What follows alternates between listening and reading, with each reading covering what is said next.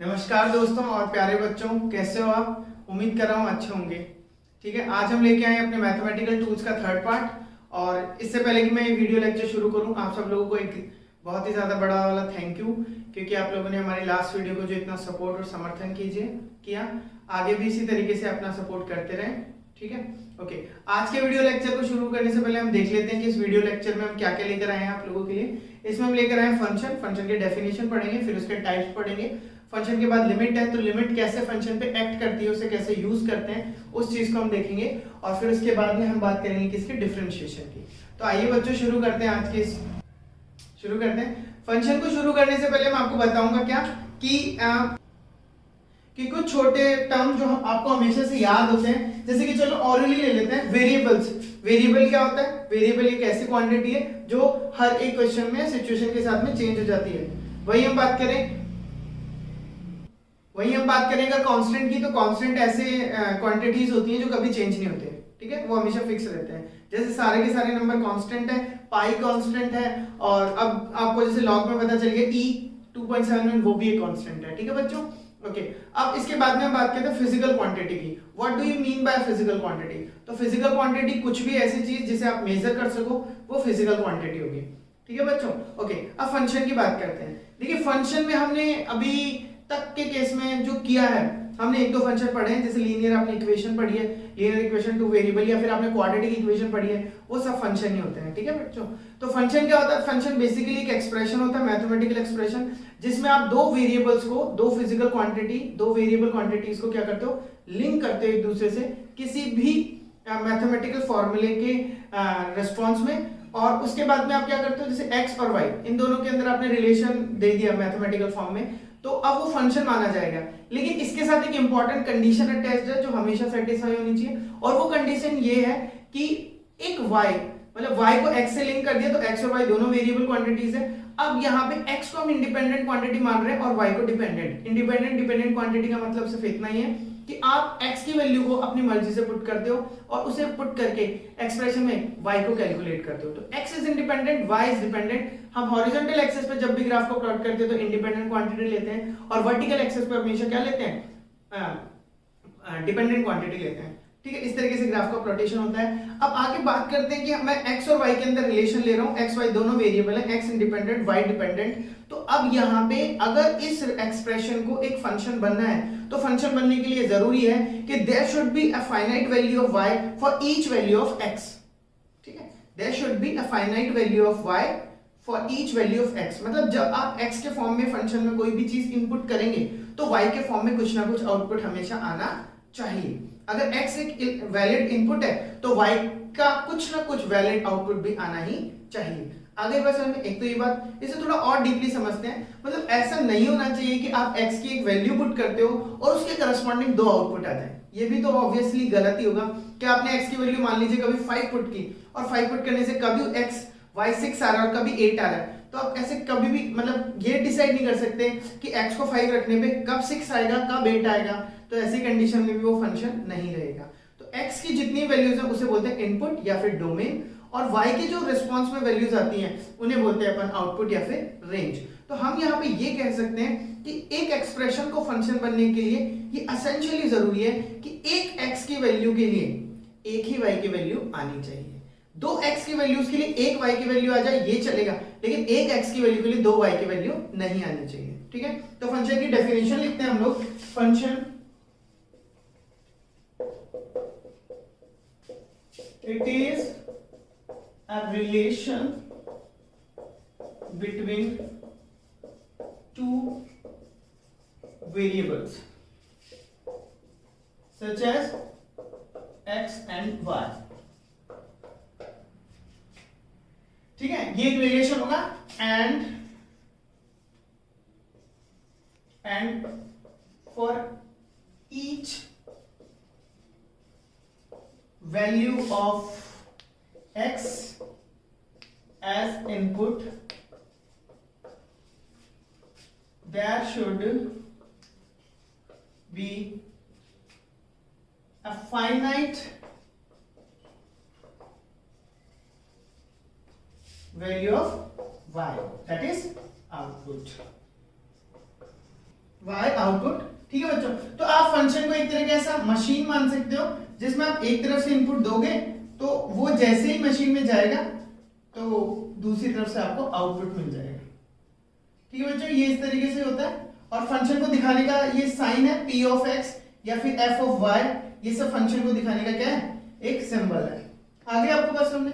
ठीक है, तो फंक्शन की डेफिनेशन आपको समझ आ गई कि x और y के बीच का relation for every value of for each value of x there should be a y।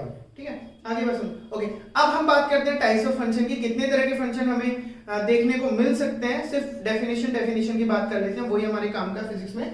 Okay, तो अगर मैं बात करूं सिर्फ फंक्शन के टाइप्स की, तो बच्चों टाइप्स ऑफ फंक्शन में एक लाइन है जिसे अगर आप याद कर लेते हो तो आपको सब तरह के मैथमेटिकल फंक्शंस का आइडिया लग जाएगा। ठीक है, और वो लाइन क्या है, वो लाइन है आई लेट या फिर आई लेट भी आप इसे पढ़ सकते हो, LATE। इसके हर एक लेटर का मतलब एक तरह का फंक्शन है। ठीक है, जैसे हम बात करते हैं आई की, तो यहाँ पे जो आई है उसका मतलब होगा इनवर्स फंक्शन।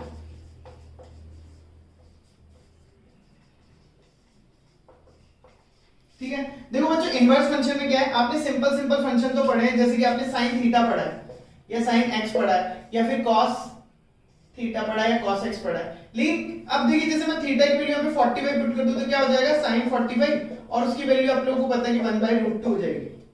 ठीक है, अब बात समझिए आप, जैसे कि मान लीजिए मैं कभी इनवर्स फंक्शन लिखना चाहूं तो कैसे लिखूंगा, तो इनवर्स फंक्शन को लिखने के लिए मुझे ऐसे लिखना पड़ेगा, इसे साइन इनवर्स, और फिर यहां पे मैं नंबर लिखूंगा साइन इनवर्स, और फिर यहां पे मैं नंबर लिखूंगा। जैसे मान लीजिए मैं लिख सकता हूं यहाँ पे साइन इनवर्स के अंदर साइन इनवर्स x लिख देता हूं, और फिर ये जो x है इस x की वैल्यू कहीं से कहीं तक रेंज करेगी, तो यहाँ पे इस साइन के केस में x की वैल्यू जो हो सकती है x बिलोंग्स टू कहां से कहां तक जा सकता है, ये -1 से और 1 तक जा सकता है, और उसके बीच की सारी वैल्यूज एक्वायर कर सकता है।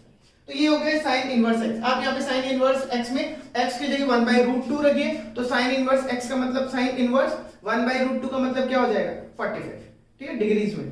आगे बात बच्चों समझ में। ठीक है, तो ये इनवर्स फंक्शंस है। इनवर्स फंक्शन में भी जैसे ट्रिग्नोमेट्री हमारी सिंपल होती है, बिल्कुल उसी तरीके से पूरी की पूरी इनवर्स ट्रिग्नोमेट्री भी मैथमेटिक्स में देखने को मिलेगी जिन बच्चों ने मैथ्स लिया है।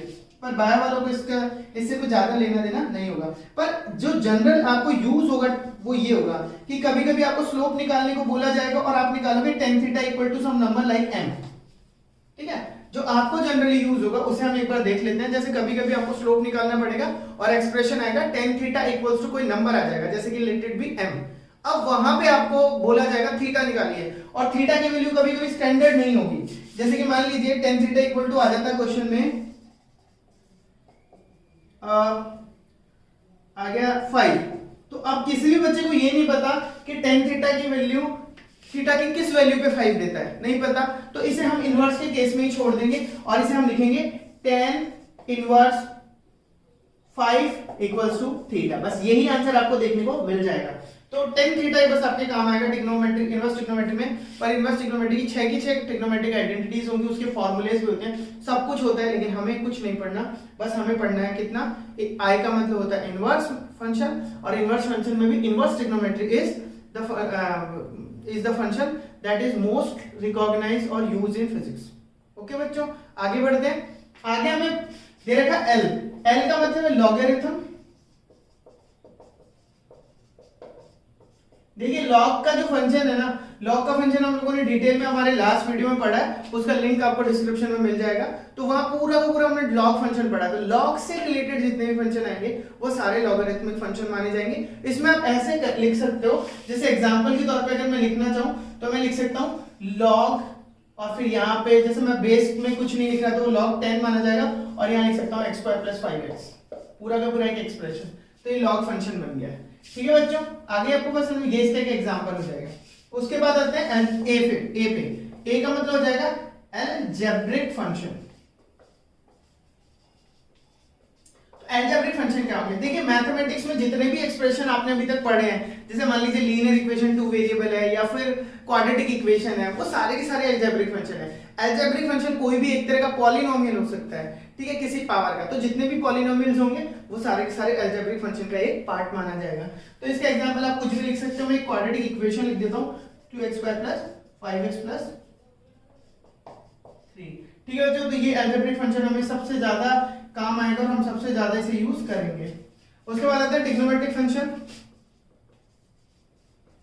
तो इसमें भी आपने 10th क्लास में एक बेसिक ट्रिग्नोमेट्री का पार्ट पढ़ा है, जैसे कि साइन क्या, कॉस क्या, टेन क्या, और उनके बीच के कुछ रिलेशन पढ़े। 11th क्लास में और 11th क्लास में इसे और एक्सटेंडेड फॉर्म में आपको देखने को मिलेगा। तो मैथ्स वाले बच्चे इसे और आगे तक पढ़ेंगे, जबकि बायोलॉजी वाले बच्चों के लिए ज्यादा इसको पढ़ने की जरूरत नहीं होगी, जो आपने पढ़ा उससे काम चल जाएगा। अब बात करते हैं ई की। ई का मतलब यहाँ पे होगा एक्सपोनेंशियल फंक्शन। एक्सपोनेंशियल फंक्शन की भी हम बात करते हैं, तो एक्सपोनेंशियल फंक्शन में हमने क्या देखना है, हमें ये देखना है कि भाई इस फंक्शन का बेसिक फॉर्मेट कैसा है। ठीक है, तो बेसिक फॉर्मेट में बता देता हूं, यहाँ पे कोई नंबर होगा और नंबर की कुछ पावर होगी, जैसे e की पावर x या फिर e की पावर 5-5x। ठीक है, अब e हमें पता है कांस्टेंट है, ये कांस्टेंट है जिसकी वैल्यू कितनी होती है 2.17। तो बस उसी तरीके से e की पावर x या e की पावर माइनस में कोई -5x, ये सब एक्सपोनेंशियल फंक्शन का एग्जांपल होंगे। जैसे कि यहाँ पे मैं लिख सकता हूँ 5 की पावर x। एक फिक्स क्वांटिटी, एक कांस्टेंट का वेरिएबल जब पावर बन जाता है तो वो एक्सपोनेंशियल फंक्शन में आ जाता है। तो हम इसमें लिख सकते हैं क्या, हाँ, when constant is raised to a variable power. ठीक है बच्चों, जब कांस्टेंट की पावर वेरिएबल हो जाएगी तो मेरे लिए एक्सपोनेंशियल फंक्शन बन जाएगा। ओके बच्चों, तो अब नेक्स्ट हमारे पास टॉपिक है क्या, मीनिंग ऑफ अ लिमिट। ठीक है, जैसे हम बात करते हैं कि लिमिट का मतलब क्या है, इसकी सिर्फ बेसिक डेफिनेशन को हम टच करेंगे। तो इसको बताने से पहले मैं आप लोगों से क्वेश्चन पूछना चाहूंगा कि जैसे मान लो एक रियल नंबर लाइन है ना, और उसमें हम नंबर्स को क्या करते हैं, रिप्रेजेंट करते हैं, ये 0, ये 1, ये 2। मैं सिर्फ अभी इंटीजर दिखा रहा हूं। तो अभी अगर मैं बात करूं 1 और 2 के बीच में कितने नंबर्स हैं, तो आप बोलोगे इनफाइनाइटली मैनी, बहुत सारे हैं, जिसका काउंटिंग करना भी मुश्किल है। ठीक है, जैसे कि एक फेमस साइंटिस्ट ने बोला था कि नंबर लाइन पे हर एक पॉइंट के करस्पॉन्डिंग एक नंबर होता है और हर रियल नंबर के करस्पॉन्डिंग नंबर लाइन पे एक पॉइंट होता है। ठीक है, तो बहुत सारे नंबर है। वैसे ही मैं आपको एक बात समझाना चाहता हूं कि कभी कभी ऐसी समस्या हो जाती है कि हमें कोई एक्सप्रेशन सॉल्व करना होता है, जैसे कि ये मान लीजिए ये एक फंक्शन है। ठीक है, और इस फंक्शन के अंदर हमें इसकी वैल्यू चाहिए है, find the value of function, और कहां चाहिए, जब x की वैल्यू 2 हो जाती है। x की वैल्यू 2 पे हमें इस फंक्शन की वैल्यू को कैलकुलेट करना है। ठीक है, तो हम क्या करेंगे, देखिए फंक्शन अभी तक हमने तो यही समझा कि जो x की वैल्यू है वो फंक्शन में पुट कर दो और जो वैल्यू आती है वो कैलकुलेट करके दिखा दो। तो यहाँ पे हम बात करते हैं कि अगर मैं x की वैल्यू इस फंक्शन में पुट करता हूँ, x इज इक्वल्स टू 2, तो क्या होने वाला है, 8 - 8 0 और 2 - 2 0, मतलब 0/0 हो गया। आप ही बताइए, क्या आपको कभी पॉलिनोमियल पढ़ाते वक्त 9th या 10th क्लास में बताया गया था कि डिनोमिनेटर में कभी 0 नहीं हो सकता। ठीक है, और यहाँ पे डिनोमिनेटर में 0 आ गया, तो क्या हम कह सकते हैं कि ये हमारे लिए इनडिटरमिनेट हो गया। इनडिटरमिनेट का मतलब हो गया मीनिंगलेस, इसे हम नंबर लाइन पे रिप्रेजेंट नहीं कर सकते। ठीक है, तो इसका मतलब इस फॉर्मेट में आंसर निकालना अलाउड नहीं है। तो हमें अब इसे अगर सॉल्वेबल बनाना है, इसको सॉल्व करना है, तो हमें क्या करना पड़ेगा, लिमिट का इस्तेमाल करना पड़ेगा। लिमिट ये बोलता है कि यहाँ पे अगर फंक्शन की वैल्यू आपको कैलकुलेट करनी है तो आप लिमिट लगा दीजिए। जैसे कि मैं बात करता हूँ, लिमिट x की value is tending to 2। x की वैल्यू इज टेंडिंग टू 2 का मतलब क्या है, फंक्शन में x की जो वैल्यू है वो 2 के आस या पास की वैल्यू है। आस पास मतलब या तो 2 में कुछ जोड़ दो 0.00001 या फिर उसमें से 0.001 घटा दो। ऐसा करने पे उसकी वैल्यू एग्जैक्ट 2 से हट जाएगी और यहाँ पे एक छोटा नंबर आ जाएगा और यहाँ पे भी एक छोटा नंबर आ जाएगा, जिसको काट के आप 1 भी कर सकते हो। ठीक है, या फिर कुछ और वैल्यू आ जाएगी। आ रही है आपको समझ में? तो लिमिट हमें एक बोलते हैं ना, किसी फंसी हुई सिचुएशन से निकलने का रास्ता देती है कि अगर कभी एग्जैक्ट 2 या कोई भी नंबर पुट करने पे अगर हम फंक्शन की वैल्यू को मीनिंगलेस बना रहे हैं तो उसको वापस से मैथ्स में जोड़ने के लिए हम लिमिट का यूज कर लें। तो जैसे मैं यहाँ पे लिमिट का यूज करूंगा तो मैं कहूंगा x एग्जैक्टली 2 नहीं है, it's not exactly 2, it is tending towards 2, मतलब ये 2 के आसपास की कोई वैल्यू है। और अब अगर मैं इसमें इसकी वैल्यू रखता हूं तो देखते हैं क्या आती है वैल्यू। जैसे अभी मान लीजिए मैं x की वैल्यू कुछ भी रख देता हूं, तो x को मैं मान लेता हूं कि x है इस समय मतलब 2 + तो टेंडिंग टू का मतलब हम समझते हैं कि जैसे मान लीजिए x की वैल्यू है, तो अब हम बातेंगे कि ये 2 तो नहीं है, एग्जैक्टली 2 नहीं है, पर 2 के कुछ आसपास की वैल्यू है, तो उसे मान लेते हैं कि ये 2 प्लस h है, और यहाँ पे इस h का मतलब क्या है, वेरी स्मॉल। ठीक है, चलिए अब इसमें पुट करते हैं लिमिट लगाने के बाद में। तो अगर मैं लिमिट लगाने के बाद x की वैल्यू पुट कर देता हूँ तो क्या हो जाएगा कि जब x 2 की तरफ जाएगा h 0 की तरफ चला जाएगा। देखो x को अगर 2 होना है तो h को 0 के करीबन करीबन होना पड़ेगा, तो मैं इसको ऐसे भी लिख सकता हूँ, limit h is tending to 0। ठीक है, और फिर यहाँ पे हर जगह हम क्या लिख सकते हैं, x की जगह 2 प्लस h का होल क्यूब माइनस 8 और अपॉन 2 प्लस h माइनस 2, 2 से 2 कट गया। ओके, और यहाँ पे अगर हम ऊपर बात करें तो ऊपर हम इसे खोल लेते हैं, एक्सप्रेशन अगर खोल लेंगे तो ये हो जाएगा 8 plus h cube a cube plus b cube plus 3ab।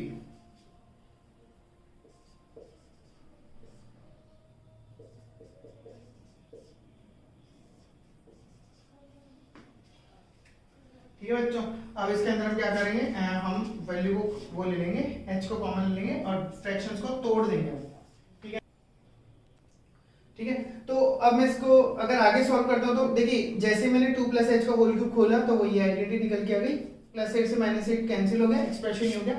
अब h को कॉमन ले लेते हैं और उसे काट देते हैं, तो when h is tending to 0, ऊपर क्या हो जाएगा h स्क्वायर, और h नीचे से और ऊपर से कॉमन आके कट गया, ये हो जाएगा 6 और अंदर बच जाएगा 6 प्लस। ठीक है, अब आप इस वैल्यू को, क्योंकि डिनोमिनेटर हट गया, अब आप h की वैल्यू 0 पुट कर दीजिए इसमें। ठीक है, लिमिट का मतलब ये होता है कि आप पुट करके देख लीजिए वैल्यू आती नहीं आती। जैसे मैं यहाँ पे डालूंगा 0, ये 0 हो जाएगा, ये भी 0 हो जाएगा, और ये 6 × 12 हो जाएगा, तो ये आपका आ जाएगा आंसर। तो ये आपको फ्रीडम देता है कि अभी जो 0/0 मीनिंगलेस फॉर्म आ रहा था, अब उसका आंसर डेफिनेट हो गया 12। ठीक है, अब हम बात करते हैं कि जैसे कि लिमिट्स के कुछ जनरल फॉर्मूलेज हैं जो हमें याद होने चाहिए, वो लिख लेते हैं। 2 फॉर्मूले हैं, जैसे कि मान लीजिए limit x is tending to 0, limit, तो यहाँ पे हम बात कर रहे थे किसकी, कि लिमिट कुछ फॉर्मूले, वो फॉर्मूले में पहला है limit when x tend to 0 sin x upon x, ये 1 के बराबर हो जाएगा। ठीक है, और सिमिलरली अगर 10 की फॉर्म में से लिखूं तो limit x is tending to 0 10x upon x क्या हो जाएगा 0। ये डायरेक्टली लर्न करके भी आपका काम चल जाएगा। ठीक है, इसके बाद मैं कुछ बात समझाना चाहता हूं, जैसे मान लीजिए कभी मैं बोलूं कि delta t is tending to 0, ठीक है, तो इसका सीधा मतलब मेरे लिए रहेगा कि टाइम का गैप इतना कम हो गया है कि जो डेल्टा है, इनके बीच का गैप है, कुछ रहा ही नहीं और अब ये dt बन गया। ये लिमिट का मेन हमारे लिए यूज रहेगा, जिसे अभी हम देखने वाले हैं। मतलब average change, rate of change निकालेंगे, फिर उसे हम लोग 0 की तरफ लेकर जाएंगे बाय यूजिंग द लिमिट, और फिर आगे देखते हैं क्या होता है। ओके, तो अब बढ़ते हैं हमारे नेक्स्ट टॉपिक की तरफ, डिफरेंशिएशन की तरफ, और ये बहुत इंपॉर्टेंट है, आपके बहुत काम आएगा। इसको जो ढूंढा था, जिसने इसको डिस्कवर इन्वेंट किया, वो थे आइजैक न्यूटन सर। ठीक है, तो अभी पढ़ते हैं इसको, पहले इसकी डेफिनेशन की तरफ देखते हैं। देखिए, डिफरेंशिएशन का मतलब होगा rate of change of one variable with other. ठीक है, जैसे हम अभी बात कर रहे थे कि y और x एक दूसरे से किसी रिलेशन के थ्रू क्या है, लिंक्ड है, और ये इस तरीके से लिंक्ड है कि फंक्शन बना रहे हैं। ठीक है, अब आपको भी पता है कि अगर मैं x में चेंज करूंगा तो y अपने आप चेंज हो जाएगा। ठीक है, तो x में जो चेंज हो रहा है उसके कारण y भी चेंज हो रहा है। ये यहाँ पे अगर मैं कैलकुलेट करूं कि x में अगर मैं 10% का चेंज करता हूं तो y में कितने परसेंट का चेंज होगा, तो हम क्या कर रहे हैं, हम y का चेंज देख रहे हैं with respect to x। Change किया x में, हम कैलकुलेट करना चाहते हैं y में। ठीक है, वापस से सुनिए, अगर मैं x में 10% चेंज करना चाहता हूं तो वो चेंज y तक होते होते कितना परसेंट चला जाएगा, ये मेरे लिए क्या होगा, y का change with respect to x। With respect to का मतलब I am comparing change of y with x, change of x।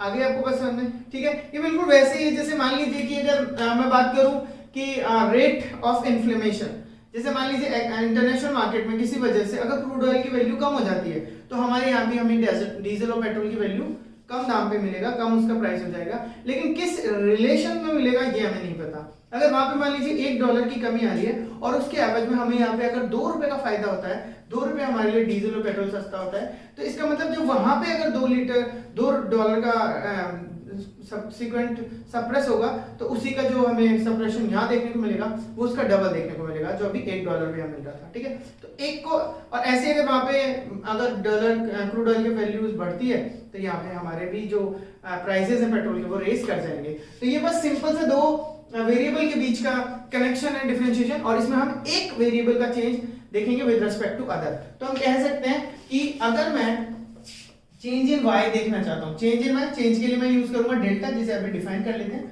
तो वो जो चेंज इन y है विद रिस्पेक्ट टू x, तो रिस्पेक्ट का मतलब हम कंपेयर कर रहे हैं x से, और कंपेयर करने की बहुत सारे तरीके हैं जिसमें एक है रेशियो लेना। आप रेशियो लेके दो फिजिकल क्वांटिटीज को कंपेयर कर सकते हो। तो डेल्टा अपॉन डेल्टा x, हम चेंज इन y को कंपेयर कर रहे हैं विद चेंज इन x। तो इसका मतलब यहाँ पे अगर किसी को लिखना चाहिए तो dy को लिखना चाहिए चेंज इन y, ठीक है, और डेल्टा x को हम क्या लिख सकते हैं, चेंज इन x। ठीक है बच्चों, ये बात आ गई आपको समझ में। तो हम बात करें, और डेल्टा, डेल्टा का मतलब क्या है, डेल्टा हमारे लिए है चेंज। ठीक है, जैसे कि अगर डेल्टा किसी भी फिजिकल क्वांटिटी के आगे मैं लगा देता हूं तो ये उसमें चेंज कैलकुलेट करके मुझे दे देगा। जैसे मान लो कि p का मतलब है मोमेंटम,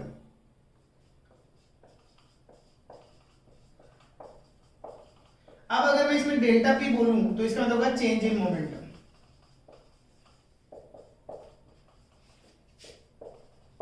तो बस आप ये समझ लीजिए कि डेल्टा सिर्फ चेंज कैलकुलेट करके देता है और दो पॉइंट्स के बीच में चेंज कैलकुलेट करके देता है। तो आपको एक बड़े, अगर दो पॉइंट्स के बीच के गैप में अगर कोई फिजिकल क्वांटिटी चेंज हुई है तो उसके चेंज को आप इस तरीके से लिख सकते हो, डेल्टा p मतलब change in momentum between those two points.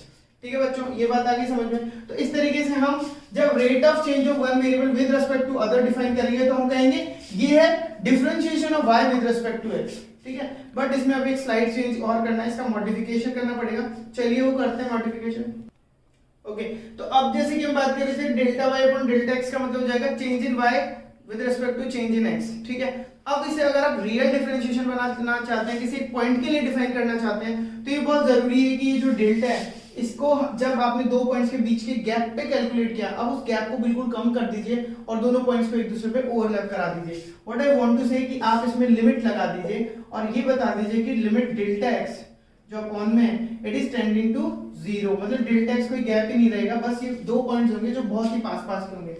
ऐसी कंडीशन में इस पूरी फिजिकल क्वांटिटी को हम लिख सकते हैं dy by dt। ठीक है, तो ये जो d है ये भी चेंज को ही कैलकुलेट करता है, बट ये स्मॉल चेंज को कैलकुलेट करता है। ठीक है, तो जब भी आप d की बात करेंगे तो d आपको कैलकुलेट करके देगा बिल्कुल पॉइंट टू पॉइंट चेंजेस, उसे बोलेंगे डिफरेंशियल चेंजेस। ठीक है, तो वो स्मॉल d कर देगा, जैसे कि यहाँ पे ये ऑपरेटर की तरह बिहेव करेगा। और यहाँ पे अगर आपको लार्ज चेंजेस चाहिए तो लार्ज चेंजेस दो पॉइंट्स के बीच में होंगे, वो किसी एक पर्टिकुलर पॉइंट पे नहीं हो सकते, वो दो पॉइंट्स के बीच में होंगे, और उन दो पॉइंट्स के बीच में जो चेंजेस होंगे उसे अपन क्या बोलेंगे, चेंज इन y। आगे आपको बस समझे, तो इस तरीके से हम डेल्टा y और dy इनके बीच का डिफरेंस और इनकी इंपॉर्टेंस को समझ सकते हैं। ठीक है, अब आप खुद ही बताइए कि जैसे डेल्टा y है, ये पूरे एक दो पॉइंट्स पे एक पूरी ड्यूरेशन पे आपको अगर रेट ऑफ चेंज कैलकुलेट करके देगा तो क्या ये एवरेज निकालने के काम आएगा? तो delta y by delta t आपको देगा एवरेज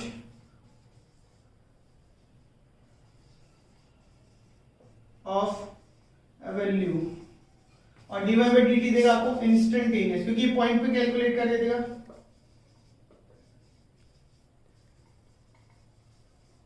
ठीक है बच्चों, अभी ये थोड़ा बहुत हमें समझ आया। अब इसको एक बार ग्राफ पे प्लॉट करके देखेंगे तो ये आपको और ज्यादा अच्छे से समझ आएगा। ठीक है, तो इसके लिए मैं प्लॉट कर रहा हूं एक ग्राफ वेलोसिटी और टाइम का। तो चलिए ग्राफ बनाते हैं वेलोसिटी और टाइम का। तो मुझे पता है कि वेलोसिटी टाइम ग्राफ के अंदर टाइम को मैं x एक्सिस पे ले लेता हूं क्योंकि ये एक डिपेंडेंट क्वांटिटी है, और वेलोसिटी को मैं लेता हूं y एक्सिस पे। ठीक है, और एक ग्राफ बनाता हूं। ठीक है, तो ग्राफ कुछ भी ले लेते हैं अपन इस तरीके से। ठीक है, अब इस ग्राफ में हम दो पॉइंट ले लेते हैं a और पॉइंट b। अब हम इन दोनों पॉइंट्स के बीच में जो चेंज हुआ है वेलोसिटी में विद रिस्पेक्ट टू टाइम उसे कैलकुलेट करते हैं। तो इसके लिए हम क्या कर रहे हैं कि हम देख रहे हैं a पॉइंट पे टाइम की क्या वैल्यू है, तो मान लेते हैं t1। उसी पॉइंट a पे दिस वेलोसिटी की क्या वैल्यू है, तो वेलोसिटी की वैल्यू को मान लेते हैं v1। बिल्कुल इसी तरीके से अगर मैं बात करूं यहाँ पे टाइम की, तो ये t2 कोई दूसरा टाइम है और ये यहाँ पे वेलोसिटी v2 कोई दूसरी वेलोसिटी, ठीक है। अब मुझे t1 से t2 के बीच में क्या कैलकुलेट करना है, एवरेज कैलकुलेट करना है कि इस t1 से t2 तक जब टाइम चेंज हुआ तो इस दौरान, इस ड्यूरेशन में वेलोसिटी में क्या चेंजेस आए, ये कैलकुलेट करना है। तो इसके लिए मुझे क्या करना पड़ेगा, ठीक है बच्चों, टाइम की वैल्यू है डेल्टा टी, तो ठीक है भैया डेल्टा टी होगी। और डिस्प्लेस चेंज इन वेलोसिटी की बात करूं तो टाइम t1 डेल्टा टी क्या होगा, t2 से t1 के बीच का टाइम, और ये जो डेल्टा v है ये v2 से v1 के बीच का चेंज इन वेलोसिटी। तो डेल्टा टी को आप ऐसे लिख सकते हैं डायग्राम में से देख के, t2 माइनस t1, देख लीजिए आप, ये t2 है ये t1 है, इनके बीच का गैप ही आ रहा है। और ऐसे आप डेल्टा v को लिख सकते हैं v2 माइनस v1, ठीक है। अगर मैं इसे ग्राफ पे प्लॉट करूं तो ग्राफ में ये एक राइट एंगल ट्राइंगल बना रहा है इस तरीके से, और इस ट्राइंगल की ये लगभग हाइपोटेन्यूज है, ठीक है बच्चों। अब अगर मैं बात करता हूं कि मुझे चेंज चाहिए, रेट ऑफ चेंज चाहिए, तो रेट ऑफ चेंज के लिए मैं क्या करूंगा, delta v upon delta t करूंगा, ठीक है। यही तो करूंगा, change in velocity with respect to time में delta v upon delta t, इसका रेशियो लूंगा, क्योंकि रेट ऑफ चेंज तो हम ऐसे ही कैलकुलेट करते हैं। अब delta v upon delta t का अगर मैं यहां बात करूं इस ट्राइंगल में, तो ये मेरे लिए इस ट्राइंगल की क्या है, परपेंडिकुलर साइड है, और ये क्या है, बेस है। आप बताइए क्या डेल्टा v मेरे लिए परपेंडिकुलर है, और क्या ये डेल्टा t मेरे लिए बेस है?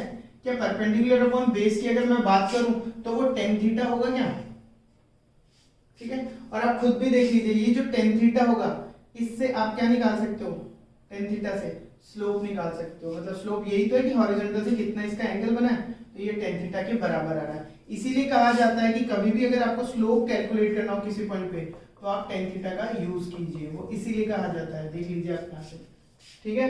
तो ये बात आपको समझ में आ गई कि ये स्लोप है और ये टेन थीटा के बराबर है। ओके बच्चों, अब मान लीजिए ये जो चेंज था ये तो था एवरेज चेंज जो आपने t1 से t2 के बीच में निकाला। अगर कोई इंस्टेंटेनियस चेंज कैलकुलेट करना चाहे तो वो क्या करेगा, t1 से t2 के बीच के गैप को कम करेगा। तो इस कंडीशन के लिए हम क्या करने वाले हैं, जैसे कि हम स्लोप की बात करें, अच्छा डेल्टा v अपन डेल्टा t की अगर वैसे भी बात की जाए तो वो स्लोप के बराबर है, लेकिन इस कंडीशन में वो एक्सेलरेशन ही होता है, ठीक है। आगे आपको rate of change of velocity with respect to time is slope, and वो क्या होगा, एक्सेलरेशन के बराबर होगा। तो मैं इसे a लिख देता हूं, ये हो गया delta a equal to delta v upon delta t। यहाँ पे ये वेलोसिटी, टाइम और ये एक्सेलरेशन।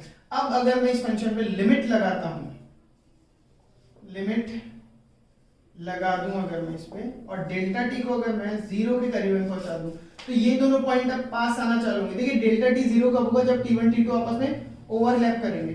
तो ओवरलैप जो भी करने लगेंगे और डेल्टा t जब जीरो की तरफ जाएगा तो उस कंडीशन में ये हो जाएगा dv और ये हो जाएगा dt, ठीक है बच्चों। और यहाँ पे ये क्या आ जाएगा, इंस्टेंटेनियस एक्सेलरेशन, ठीक है। तो इस कंडीशन में जब आप t को जीरो करोगे, ये जो पॉइंट है b ये शिफ्ट होके a पे ही आ जाएगा, और ये ग्राफ आपको कुछ इस तरीके से दिखाई देने लगेगा। अगर b a पे आ जाएगा तो ये दोनों पॉइंट यहाँ पे a, b a के पॉइंट पे ओवरलैप हो जाएंगे। यहाँ पे आपको t1 t2 दोनों ओवरलैप होते हुए दिखाई देंगे, और यहाँ पे आपको क्या दिखाई देगा, यहाँ पे आपको दिखाई देगा v1 v2। और इसका फिर ये जो आपको दिखाई दे रहे थे दो अलग अलग पॉइंट, जब ये एक होंगे तो यहाँ पे अगर आप कैलकुलेट करोगे इस चेंज को तो आपको दिखाई देंगे क्या, टेंजेंट के तौर पे ये टेंजेंट आपको दिखाई देगी। अगर आप डिफरेंशिएशन किसी पॉइंट पे निकालते हो किसी ग्राफ में, तो वो आपको उस पॉइंट पे कोई टेंजेंट जो वहां पे एग्जिस्ट कर रही है उसका स्लोप दे देगा। तो बस यही कहना चाहता था कि rate of change of one physical quantity with respect to other को हम डिफरेंशिएशन कहेंगे, और वो बेसिकली ग्राफ पे किसी एक पॉइंट पे टेंजेंट होगा, ठीक है बच्चों। ये बात समझ में, अब कुछ स्टैंडर्ड फॉर्मूलाज देखते हैं इसको लेके। आइए बच्चों सीखते हैं इसके जनरल फॉर्मूलाज को। तो जनरल फॉर्मूला में जैसे x की पावर n है, ये बहुत ही इंपॉर्टेंट फॉर्मूला है और इसे हमें समझना है।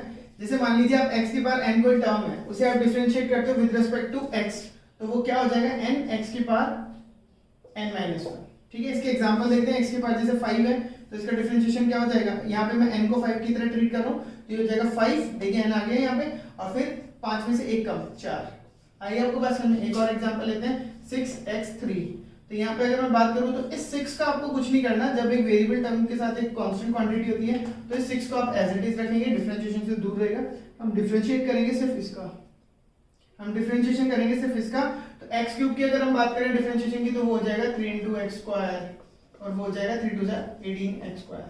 ठीक है बच्चों, अभी अब बात करें अगर कोई अकेला कांस्टेंट क्वांटिटी हो जैसे 16 है और मुझे इसका डिफरेंशिएशन करना है तो हो जाएगा 0, क्योंकि देखिए कांस्टेंट जो नंबर्स होते हैं ना उनके अंदर वैल्यूज उनकी कभी चेंज ही नहीं होती, तो जब वैल्यूज चेंज नहीं होगी तो ये तो ऑब्वियस सी बात है कि उनका डिफरेंशिएशन रेट ऑफ चेंज कुछ होगा ही नहीं और वो 0 हो जाएगा।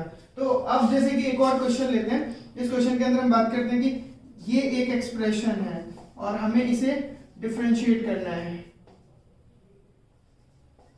ठीक है, तो अगर मैं इसे डिफरेंशिएट करना चाहता हूं तो हर एक टर्म को इस फॉर्मूले को लगा के अलग अलग से डिफरेंशिएशन कर सकता हूं। जैसे यहां करूंगा तो 5 तो 5 ही रहेगा और 3x स्क्वायर इसका डिफरेंशिएशन हो जाएगा।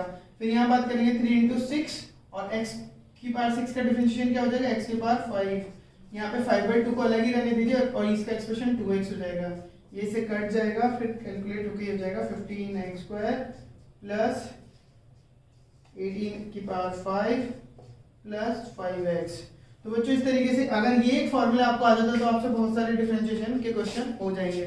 आपको दूसरे जनरल फॉर्मूला, तो जैसे ट्रिग्नोमेट्रिक फॉर्मूलाज अगर हम देखें तो ट्रिग्नोमेट्रिक फॉर्मूलाज में हम बात करेंगे जैसे sin x का डिफरेंशिएशन होगा तो वो हो जाएगा cos x, cos x का डिफरेंशिएशन की बात करेंगे तो वो हो जाएगा minus sin x, tan x का डिफरेंशिएशन होगा तो वो हो जाएगा sec स्क्वायर x। ठीक है बच्चों, ओके। अब जैसे और बात करते हैं e की पावर x, इसका डिफरेंशिएशन e की पावर x से होगा, a की पावर x का डिफरेंशिएशन होगा a की power x into log of a। वही हम बात करें डिफरेंशिएशन ऑफ log x की अगर डिफरेंशिएशन की बात करें तो वो होगा 1/x। ठीक है, ये सब आ गई आपको बात समझ में। तो ये कुछ जनरल फॉर्मूलाज हैं, इसके बाद भी आप बहुत सारे जनरल फॉर्मूलाज हैं वो आपको किसी ना किसी बुक में देखने को मिल जाएंगे। ठीक है, अब हम बात करते हैं इसके अंदर कुछ और फॉर्मूलाज की। तो अब जैसे कि मान लीजिए आपके पास दो फंक्शंस है और दोनों का आपको डिफरेंशिएशन आता है, लेकिन वो फंक्शन अलग अलग नहीं है, x square into cos x. अब यहाँ पे मुझे एक्स स्क्वायर का भी डिफरेंशिएशन आता है, कॉस एक्स का भी आता है। ठीक है, लेकिन ये दोनों जो मल्टीप्लाई में होते हैं तब कैसे करूं ये समझ नहीं आता। एक तो कंसेप्ट ये काम करता है, हमारा दिमाग ये काम करता है कि इसका डिफरेंशिएशन अलग लिख दो, इसका डिफरेंशिएशन अलग लिख दो। ठीक है, लेकिन ये चीज गलत हो जाएगी, आप ऐसे नहीं कर सकते। जब दो फंक्शन एक साथ मल्टीप्लाई में तो ये करना गलत हो जाएगा। इसके लिए आपको एक फॉर्मूला सिखाया जाएगा कि दो फंक्शन जब मल्टीप्लाई हो तो आप एक को तो u मान लीजिए और एक को v मान लीजिए और ऐसा मानिए कि वो फंक्शन v इंटू यू है। अब इसके लिए आपको एक फॉर्मूला सिखाया जाएगा कि इसमें आप एक फंक्शन का डिफरेंशिएशन कीजिए, डैश ऑफ द डिफरेंशिएशन, दूसरे को एज इट इज रखिए, फिर जिसका डिफरेंशिएशन किया था उसको एज इट इज और दूसरे का डिफरेंशिएशन। ठीक है, इसी को हम यहाँ पे यूज करते हैं इसके अंदर। तो पहले हम 2x लिख देते हैं, x स्क्वायर का डिफरेंशिएशन और cos x को एज इट इज रखते हैं, उसके बाद में हम x स्क्वायर को ऐसे ही रखते हैं और cos x का डिफरेंशिएशन माइनस sin x रखते हैं। तो हमारे लिए हो जाएगा